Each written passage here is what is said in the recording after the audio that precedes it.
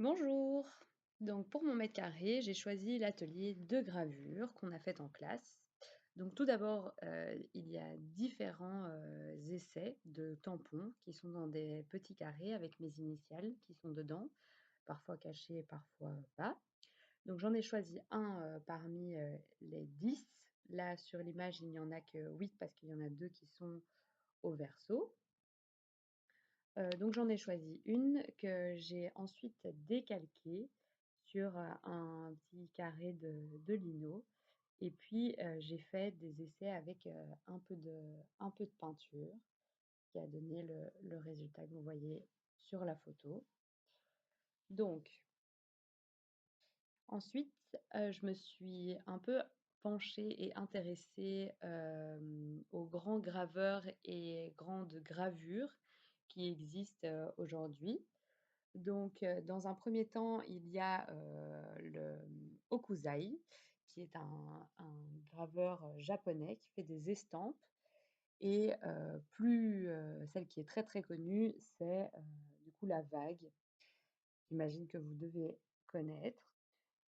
Ensuite, il y a, le rhinocéros de Dürer qui est aussi de la gravure et la fameuse, affiche du chat noir. Et ici, je ne l'ai pas mise, mais celle qui est très connue aussi, ce sont les portraits de Marilyn Monroe qui ont été faits par Andy Warhol. Donc voilà. Ensuite, j'ai eu en fait la chance d'avoir un ami, enfin j'ai la chance d'avoir un ami artiste qui m'a fait participer à la construction et la création d'une linogravure, mais dans un plus grand format. Du coup, ces linogravures, elles ont été inspirées d'une photo qu'on avait prise, lors d'une exposition qu'on a été voir sur des estampes, japonaises, au musée d'art et d'histoire.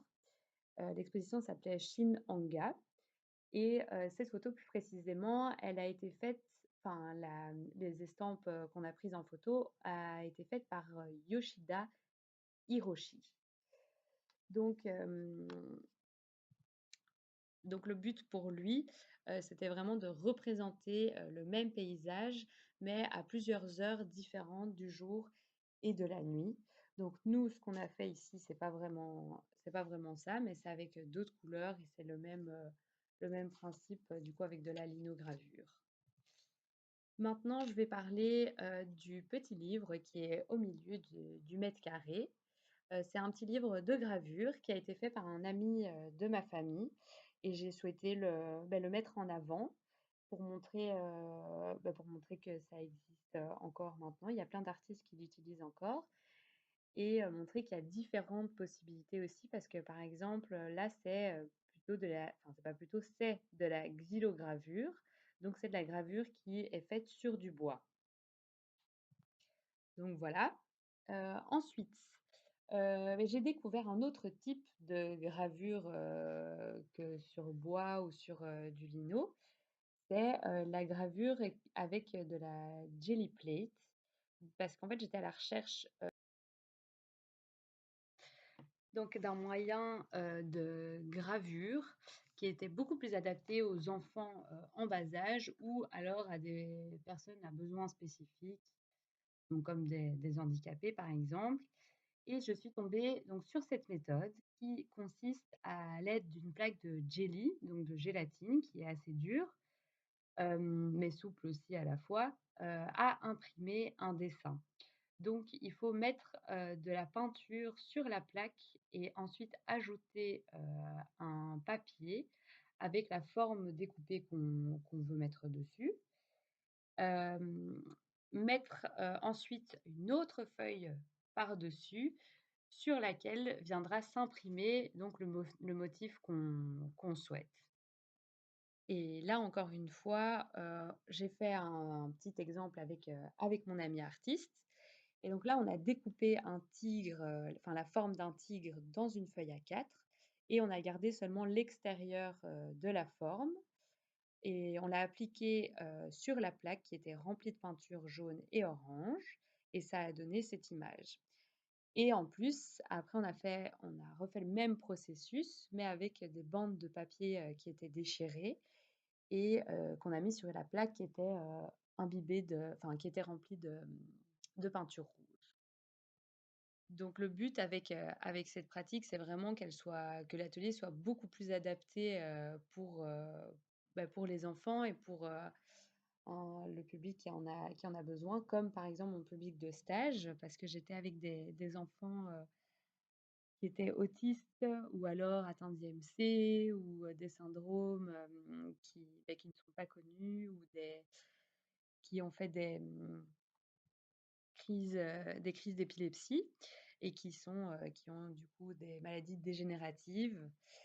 Hem, L'atelier pourrait vraiment être utile pour eux parce que, j'ai fait un peu des recherches et une des méthodes pour que l'enfant pour qu'il y ait vraiment une bonne communication avec l'enfant, une meilleure communication, c'est, Nadel qui parle de cette méthode qui est la méthode par observation et qui consiste à utiliser des pictogrammes ou des vidéos et elle dit que c'est encore plus impactant en fait quand, ce sont des vidéos de l'enfant ou alors que l'enfant ait vraiment participé, au pictogramme. Donc là, ce serait vraiment la création de pictogrammes grâce à cette méthode de gravure et donc créer leur propre pictogramme pour qu'ils le comprennent déjà beaucoup mieux le picto, pour que ce soit beaucoup plus attrayant et qu'ils puissent,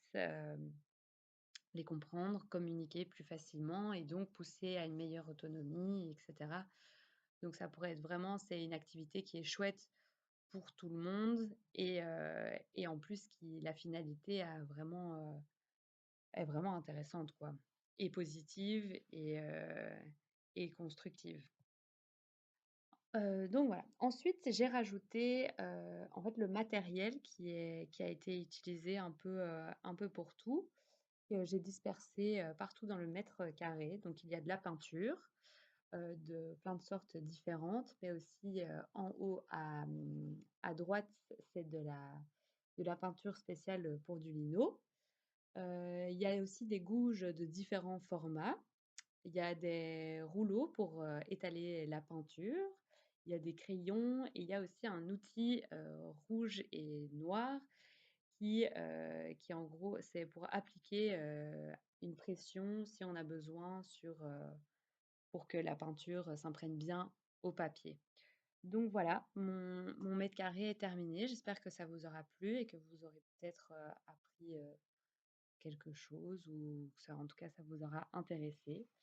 Donc on se voit à l'examen oral et je vous souhaite déjà, bon courage pour, regarder toutes les vidéos et pour tout corriger et bonnes vacances.